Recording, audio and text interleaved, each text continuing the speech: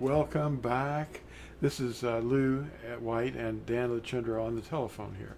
I'm going to put his voice up here so you can hear him. There's a little microphone up here. Well, Dan, we were just talking about this issue of the abomination of desolation and how that would be possibly something that we can see happening now, and it's just something that is too important not to record. This is something that's been here for a long time, but no one has been able to see, or what I mean by see is to understand what it really is. And it's coming to the forefront. It's becoming clearer and clearer. It's kind of like what I mentioned about that picture, where's Waldo in that picture? Well, he's there, but you just can't see him because there's so many distractions. But what is it exactly? All right, it's that thing that it's right there, it's right in Yahusha's face. It's on the Temple Mount. Okay, it does not belong there.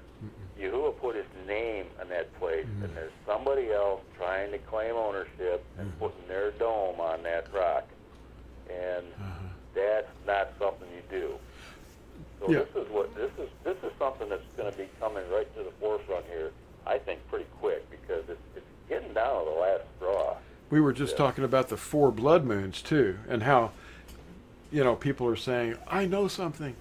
Well, this is something that was revealed to you and I just moments ago when we were talking, making the other video afterward.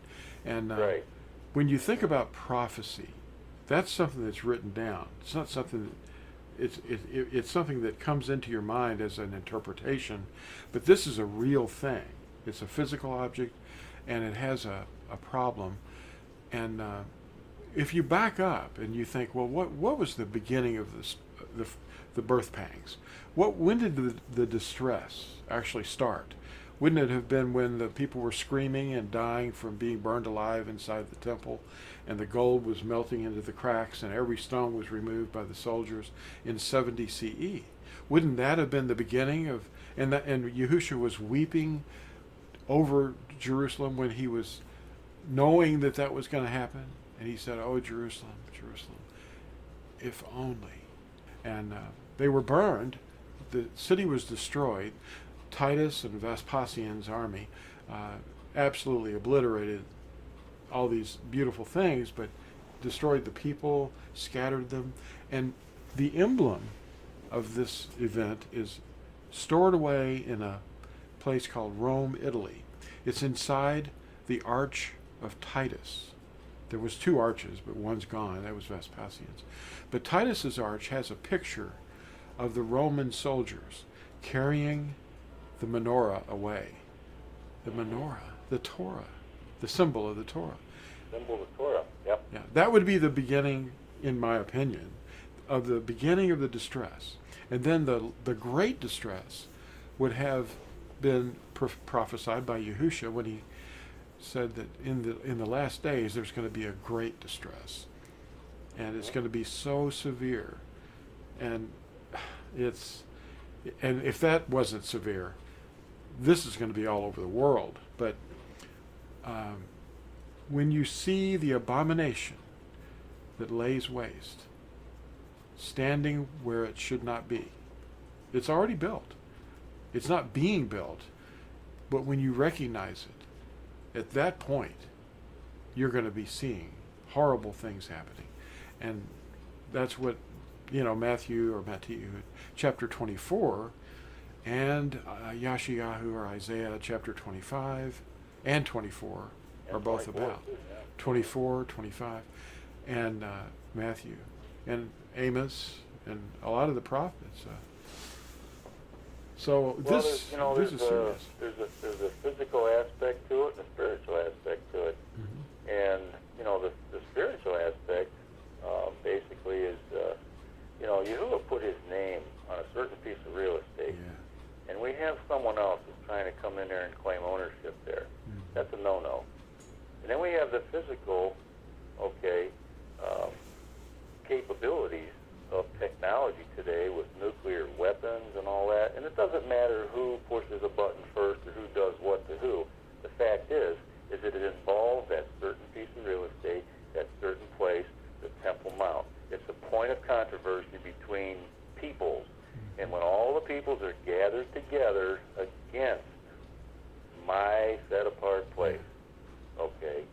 that's going to be a major focal point, and that's when everybody's going to take that last big breath.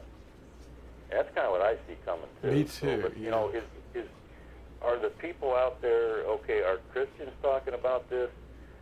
You know, maybe in some circles they are. I'm not really sure. I don't know if they really have a good handle on this. And Yeah. I just hope that maybe we can, you know, make this known. It's, you know, it's something to look at. It's something to definitely keep in mind. And as time, you know, progresses on, because we're going to see more and more of this stuff. And, you know, it's going to get worse and worse. But this is going to be a major thing.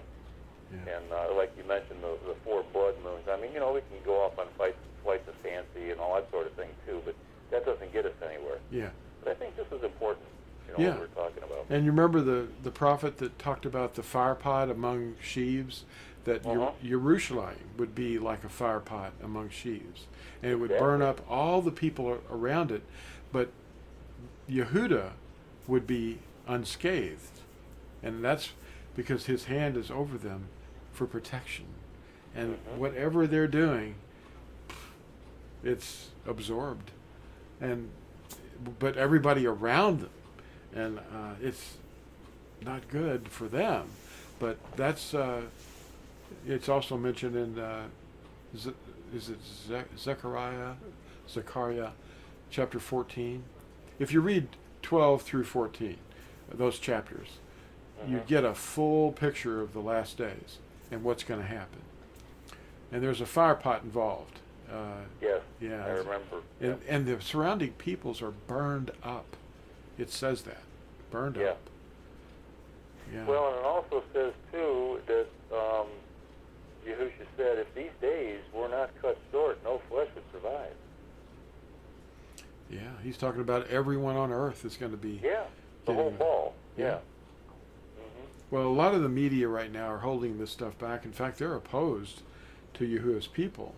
And it's ironic that the Christians would be opposed to the people who are obedient and doers of the word, when it's only because they don't interpret it right, though, and they've been misprogrammed. But all the sects of Christianity are awakening to something that's kind of incomplete. They feel it. There's something incomplete that they're not getting. And the Natsarim are here now as ambassadors announcing that it's about to happen, and they need to get with the program, enjoin to the covenant, be immersed in his name, trust in his blood, and get out there and do the word and live it. And don't just live it out, as the Norkeys all say, but live the word and don't live the traditions. That's right. Yeah. Well, traditions are religion. Truth is reality. Yeah. And I know it's like we talked before, you know, being a doer of the word, not just a listener or a believer. You know, there's being in that covenant. That's important. And the thing is there's no covenant with Christians. And I'm sorry that I have to say that, but it's true. It's not in the scripture. Yeah. And, you know, that's something that's very important that you know, we as the people understand.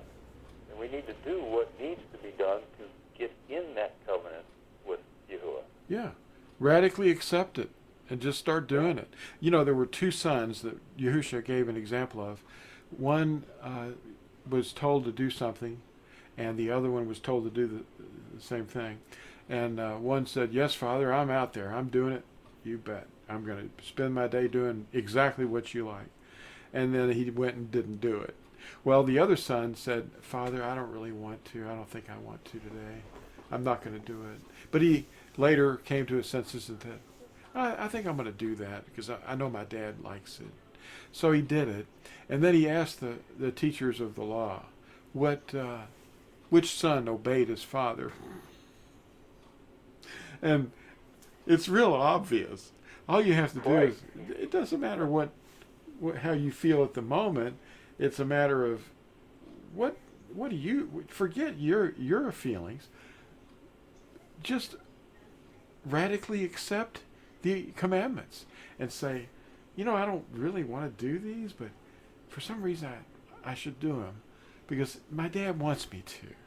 And so I'm going to do them. And then you find out, whoa, these are easy and they're good and they bear good fruit. And yeah, but when you're doing them, other people are looking at you going, what are you trying to do? Yeah. You think you're somebody? Well, I'm just keeping this day. I'm not going to buy and sell on this day, if that's all right with you. No, it's not. I'm going to have to make a law. Well, yeah. Yeah. Well, we're going to see that. Yeah, we'll see enough of that here pretty soon. And they say they don't want to use that name because that's Hebrew. And we don't speak Hebrew. Well, his only name is Hebrew. I'm sorry. I just want to call him Yahusha. And is that okay with you? No, it's not. I don't want to hear that. And I've heard that. I mean, I've heard people say, oh, you don't know anything about Hebrew. I speak Hebrew. I'm Israeli, and I live here. But we don't use that name. Well, why not? Because it's too set apart. It might offend someone. It's not going to offend Yahuwah. You know? Yeah, I mean, the scriptures that I read, he's saying throughout, call on my name. Yeah. They call on Aduni and Dominus and Kyrios and Lord, which are all the same meaning. That's what all the words mean in different languages.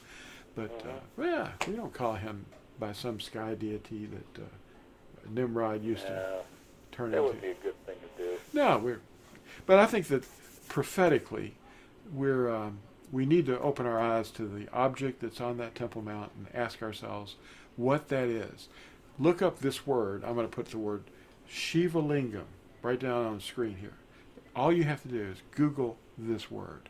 Find out what that is. Look at the pictures of them, and then look at the thing on the Temple Mount and ask yourself if that's not the same thing. And then you can come back and leave a comment here and say, wow, Well, thanks for watching this second video with us, and we'll talk to you all later. Thanks, Dan.